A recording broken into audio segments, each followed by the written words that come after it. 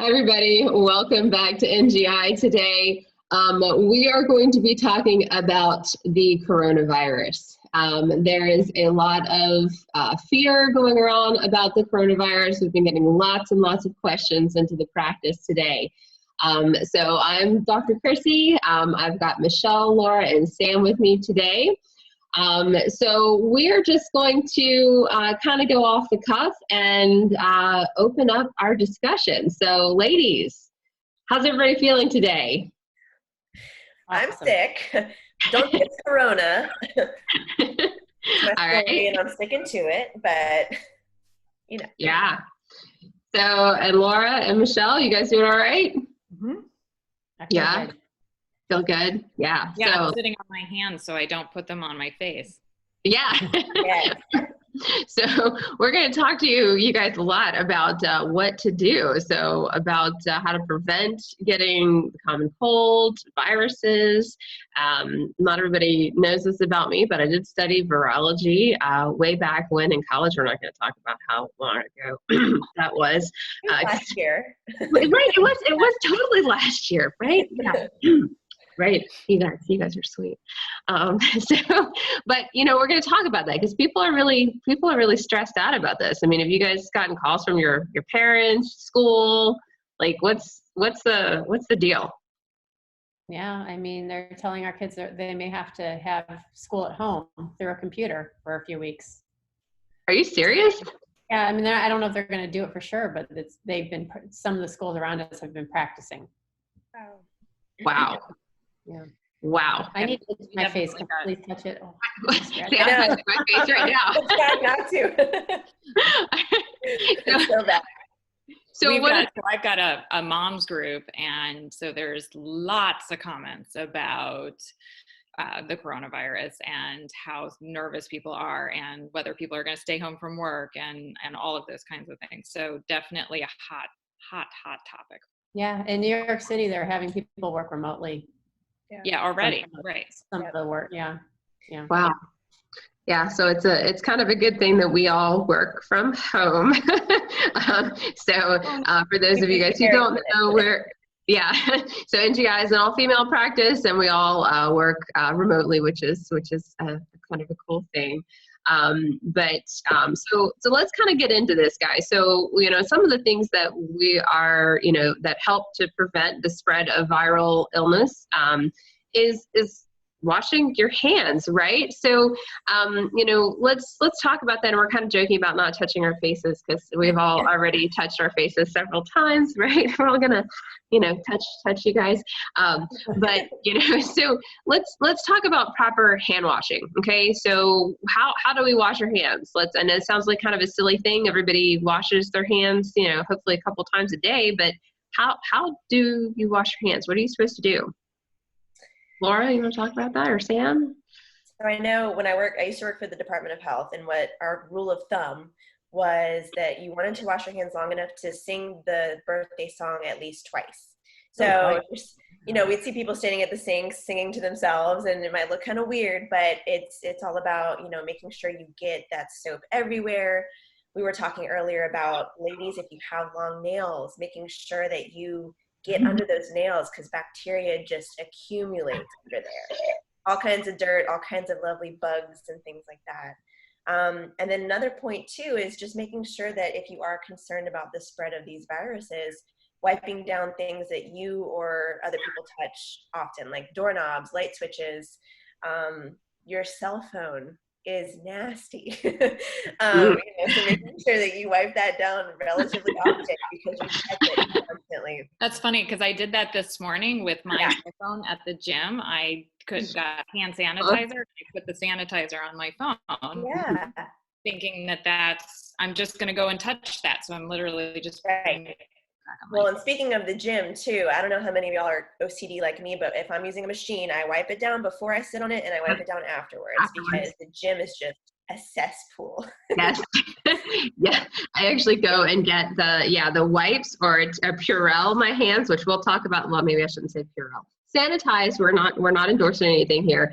But sanitize the handlebars or anything else first. And then, hold it, and then afterwards go and do that. So one of the things that is pretty interesting is we've been told, at least in the systems medicine world or functional medicine world, not to use hand sanitizer, right? Because it changes our hormones and all that kind of stuff, because it has antibiotic stuff in it. It's going to, the triclosan, it's going to change the way our bodies function. So, we're kind of caught in a catch-22 here. So, but there are some, only alcohol-based ones that, are available. And so this is something that can be really helpful. So step one, wash your hands, right? And again, ladies, under your fingernails. Guys, too, if you have longer fingernails, you have nails too. I don't care if you bite your nails. I don't care how short they are. Get under your fingernails, folks, okay? Especially if you bite your and nails. Also, don't forget your thumbs. There was an article in your post yesterday about most people miss their thumbs. That's where we carry most of our germs. So I'm double jointed, as you can see. Yeah. Right? About that.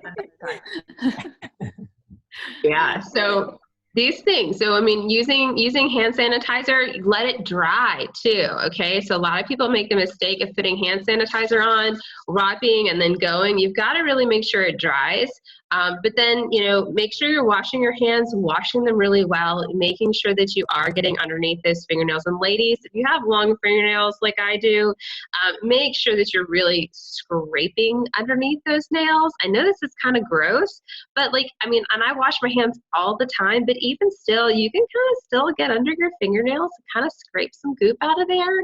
Get under there, okay? So if you are around sick people, if you are thinking that you're really concerned about this, wash your hands really, really well. You don't have to do a full surgical scrub, all the way up, but really, really wash your hands, okay? Well, let's talk about why are we actually washing our hands? Because it spreads by touching the droplets and then touching your face, your mouth, or your nose, or your eyes. So that's why, you want to keep from touching your face, which is really, really hard to do. I wipe my nose and scratch my eye all day long. So the more I'm washing my hands, the less of a chance there is that I'm touching something and then putting it back onto my face, which I'm doing right now. We're talking about it. Don't do it. But we were. That's why. It's not. We're not trying to dry out your hands. And I was telling them I used to have eczema, so washing hands is just not that fun, But it's better now. Well, and the hard thing is for a lot of people is to not touch their face. So, there's a funny meme going around. Laura was telling us about, all of the health officials basically saying, hey, don't touch your face. And then immediately afterwards, they all either pick their nose, or they're touching their eyes, or they're touching their face in some way or the other. And so this is really challenging. Everybody touches their face. I think the average person picks their nose 8 times a day or something. And next time you pick your nose, you're going to be thinking about that. Is it really 8 times a day that I pick my nose? These are things you don't really think about, you're just kind of whoop, and you pick your nose. You do some sort of little thing, but you're not thinking about scratching your nose, not or you're scratching your nose. Scratching that. Yes. Something is happening. Something happens to come out. So what you're saying is it's a really good time to break picking your nose, break the habit of picking your nose and chewing on your fingernails. Right. So, yeah. Well, that's good for flu too, right? Because where does the flu virus live? In our noses. Yeah. So it's good for any. Yeah, exactly. Right. Yeah. It's good all the time. So break those habits. Right. Right. Break the habits. Let's talk about some of the stuff that we recommend taking, or antiviral strategies. Yes. All right. So number one is something for me is something called Beclear. That's by Integrative Therapeutics. That's not, again, a direct endorsement, but yeah, love it.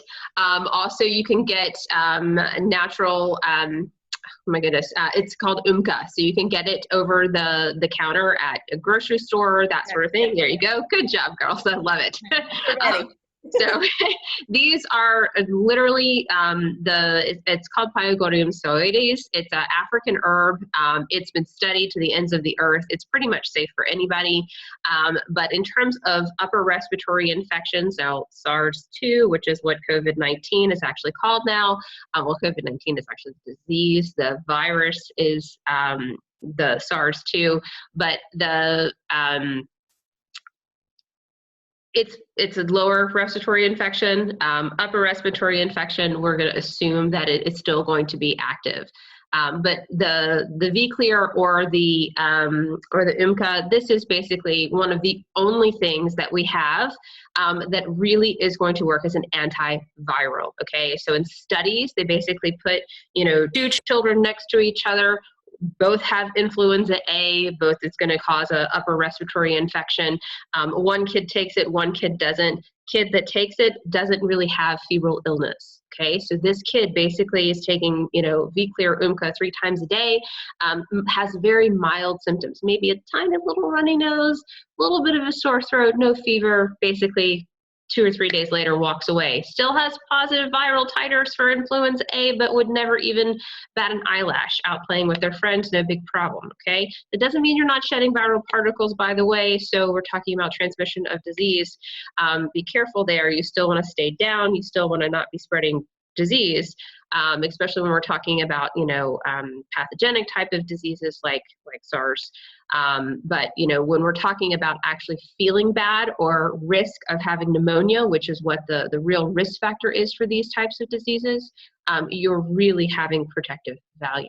Okay, so we're getting tons and tons of calls into the office. This is what we're looking at, guys. Okay, so this is one of the top things that we can do. Easy, effective, over the counter, readily available, hasn't sold out yet.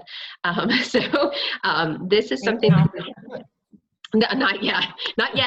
You're welcome, Integrative Therapeutics. This is something like, I have stockpiles of this. One of my kids has been sick. My other daughter and I have been taking this product, and we are not sick. So this is something I travel with. This is something I have with me all the time. I don't generally get sick. At the very first sign of sniffle or anything like that, I take these products. So a couple of other things that have been really popular in terms of what you're seeing out on social media or what you're hearing coming out of other sources. So let's talk about a couple of those. We want to talk about things like ozone. We're going to talk about things like vitamin C. We're going to talk about vitamin A, and then we're going to talk about a couple of medications that you might be taking that might actually be protective. So let's start with vitamin C, since that's uber popular. So I'm going to throw that over to Michelle. Yeah, so vitamin C can be antiviral. I'm echoing. Antiviral, but as we talked about a couple weeks ago, vitamin C, when you take it in high doses, actually turns into oxalate crystals. And for people who can degrade those crystals, it may be okay, but people who can't, who have a genetic variation for hyperoxaluria, may, if they take it for a long period of time, may have oxalate crystal buildup in their body, which can be very painful. We also have the problem where the vitamin C transporter can actually only transport or absorb up to 500 milligrams at a time. So when you're taking really high doses, is it doing anything, Chrissy? No. Or are we just taking it out? There's some people have very strong opinions about this, and they really think it's doing something, but biochemically, I don't think it is. Well, remember that vitamin C, as Laura mentioned, is a laxative. So yes, it's doing something. But two, one of the things that people kind of forget about is that ascorbate is a cofactor. So ascorbate is actually the cofactor in the conversion of reduced glutathione to oxidized glutathione. So if you overdose on vitamin C, the net result is actually going to be more oxidized glutathione, which is the wrong form of glutathione. We want reduced glutathione in the body. So this means that we're going to have an oxidative net in the body, which is bad. So, people think, oh, vitamin C is good. But if you're taking, trying to do a prophylactic dose of vitamin C, and you don't feel good, not to mention having some diarrhea, because, where do I sign up for that? But, if you don't feel good, if you have muscle pain, joint aches, those kinds of things, one, you might have an oxalate issue, because most people have some kind of impairment in their oxalate genes. This is something that, we do a lot of here at NGI, but a lot of people don't study this type of thing. But if you have a strong family history of kidney stones, fibromyalgia, Alzheimer's disease, those types of things, those should be warning signs for you. But if you end up having, trouble with just not feeling great taking high dose vitamin C, then, I would certainly think about another alternative for viral prevention. It's probably not the best thing for you. And keep in mind that, again, the vitamin C transporter, only 500 milligrams at a time. That's usually about a 12-hour window too. So, your maximum is about 1,000 milligrams a day for what you can biologically absorb. Right. So that's this goes for the what's it called when we put it in the droplets? liposomal. Liposomal and intravenous. Like correct. IV, sorry. Yeah. That's People ask okay. me that. Oh, is it different? Is it different in different forms? And I'm like, no. Nope. Yeah. So super, super important there. Let's talk a little bit about ozone. So ozone is something that was studied with the original SARS outbreak. And so they actually found that ozone was an effective way of killing SARS. So SARS is another coronavirus, one that came out, around 2005. So, that was pretty scary. I think most of us here are old enough to have lived through the majority of the outbreaks in recent history. So, things like Ebola in the 70s, the influenza outbreaks, H1N1, SARS, those types of things. There's a lot of hype. There's a lot of things that go along with these types of things. There are always a rush to create a cure for these types of things. So those are a couple of little things I want our listeners to consider and think about. Not a rush to or a rush to say what the fatality rate is, which you can't actually do because you don't know.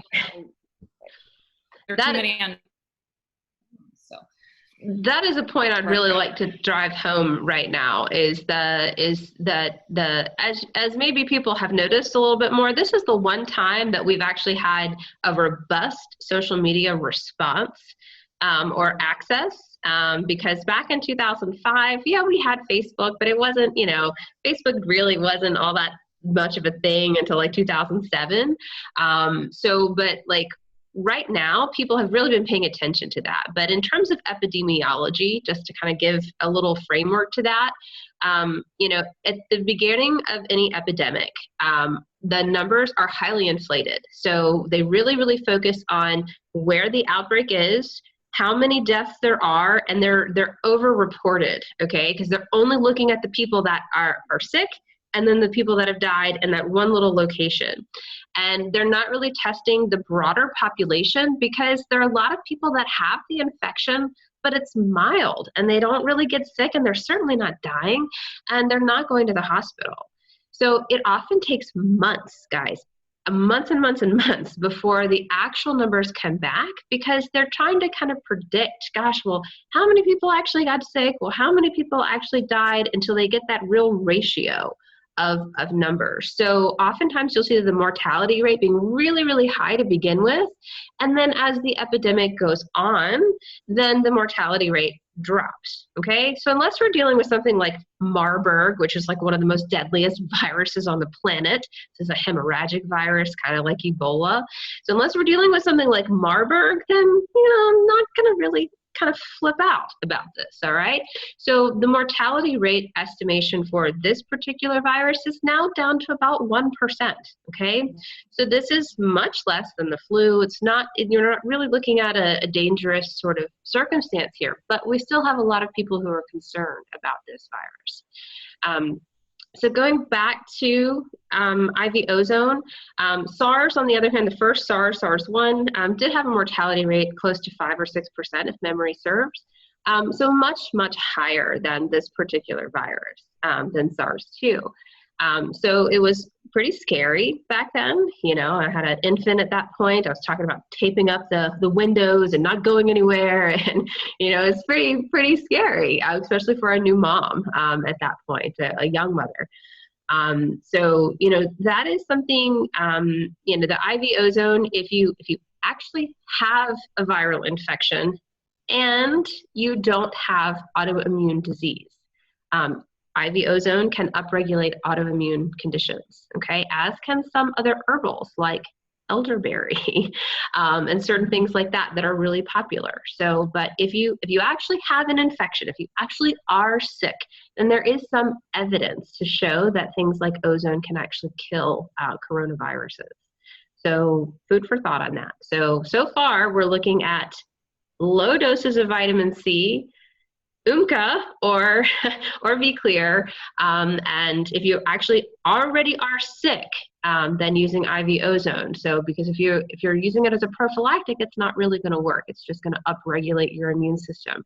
It may kill some other things that you have in your body, but it's not going to specifically target the virus. Okay? All right. Let's talk about vitamin A. Anybody want to jump in on that? Well, we were talking about some teenagers are actually protected because they're taking something called accutane, which is basically retinol. And you remind me of what the mechanism was there.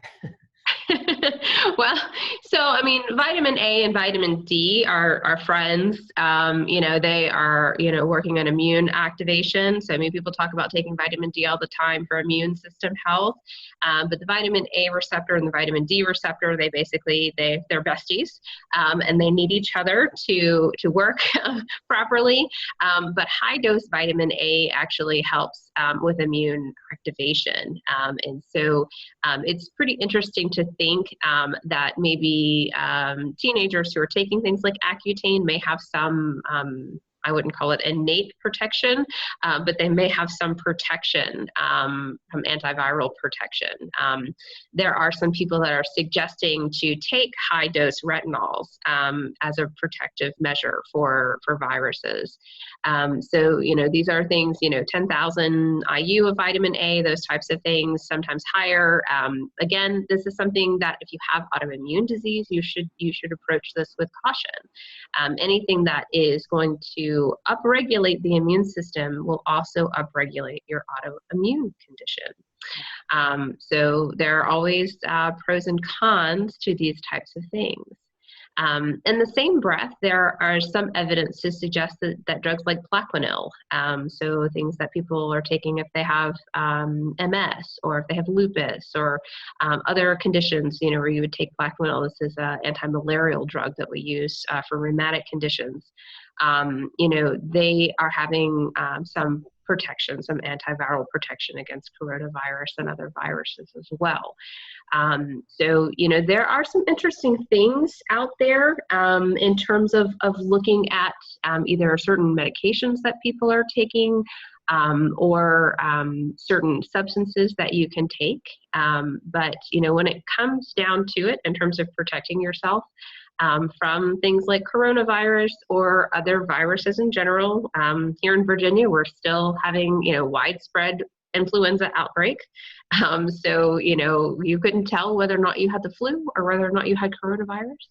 You know, I think it's important to distinguish that coronavirus, you know, you're typically going to have a dry cough.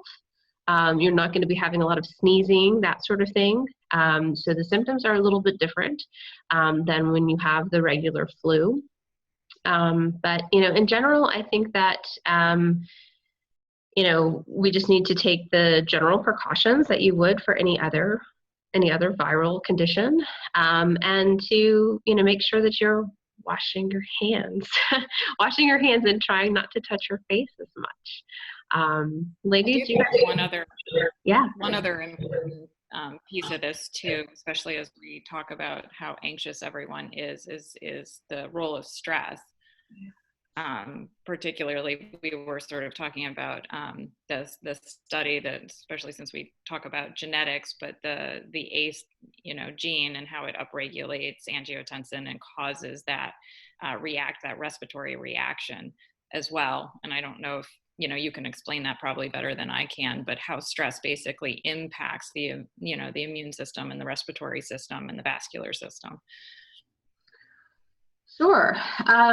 So, I mean, you mean the study that you sent me on the ACE deletion and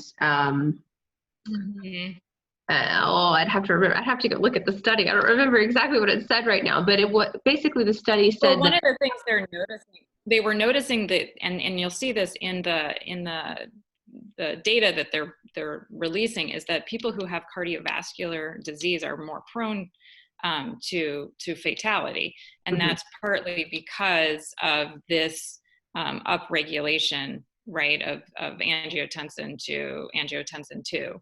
So they were looking at basically how that impacts the respiratory system and makes it harder for them to recover. And I think they were talking about too, like the impact of smoking and those kinds of things as well, and how it impacts the ability to clear breathe basically, right, and not develop complications like pneumonia as well. Right. So, I mean, I think, and you'll have to forgive me because I don't remember exactly. I remember reading that study. That was a couple of weeks ago. But if theoretically, if someone has the ACE deletion, then they would have an overconversion to angiotensin 2. So then they would have, so one of the enzymes are actually made in the lungs, and then the other enzyme is made in the liver, and then they have the conversion.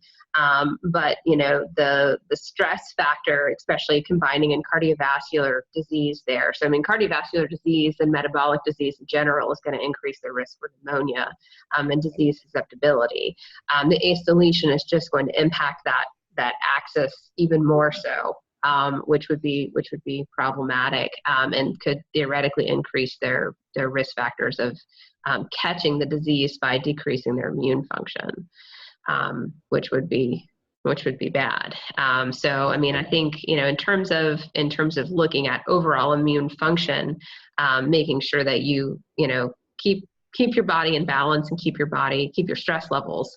That's one of the best ways that we can, keep everything in line. I think that there's a lot of frustration from people when we tell them to eat well and, keep your body in balance and, keep your stress levels down, because I think that stresses out a lot of people. I think it's a little bit, they kind of go, well, if I wasn't stressed, then, then I have a perfect life. And, I think people, that's generally, yes, of course, those are things. I think things like love tuning is kind of a cool thing for people because it's a tangible thing. That's one of the reasons I like it so much. It's something they can actually physically do. Things like taking a supplement. It's something tangible. I think a lot of times when they're scared, they want something that's tangible. They can hold it. They can do it. They can act on it. Because I think in the fear-based insanity right now that's happening with the media and all of the hype that's happening here, I think the important thing to remember is, one, the mortality rate for this is really, really low, much lower than just influenza. Two, turn off your TVs, guys. That's really important. Stop and stop really paying attention to all that. And understand the mechanism of epidemiology and how this stuff actually works. Take some preventative measures, and because listening to the media is going to stress you out even more. But take some preventative measures. Make sure you're washing your hands. Make sure that you're, trying not to touch your face. And if you're around somebody sick, then, make sure that you start taking, something like Beclear or Umka. And if your genetics are suited for it, take some vitamin C. If you don't have autoimmune disease, consider taking vitamin A. All of those things can be really, really helpful for you. And if you do get sick, then there are other things that you can consider as well, like potentially the IV ozone. So, there are things that you can do, when you're confronted with a virus. Viruses are pretty cool little creatures. They're not really animals. They're not, not really life forms. These phages are, they're pretty crafty little things. So, we don't really have anything that really attacks them quite the same way that we do in terms of antibiotics or antifungals or anything like that. They're their own unique little creatures. And they're uniquely designed to hijack our DNA. So, I mean, there can be scary little things, which is why they're so lethal, when they are, pretty deadly ones. But the point about this particular coronavirus, is that this one isn't so bad. So, take care of yourself. Make sure that you take some preventative measures, and I think everything will kind of settle down here pretty soon. So if you guys have any questions at all about coronavirus, please put your comments in the comment boxes for us. You can send us an email at either Dr. Chrissy at ngiva.com or Sam, Laura, Michelle, CNS at ngiva.com. And we hope you guys have a fantastic weekend. We will see you guys next week on Gene Bites. Bye, guys. Bye.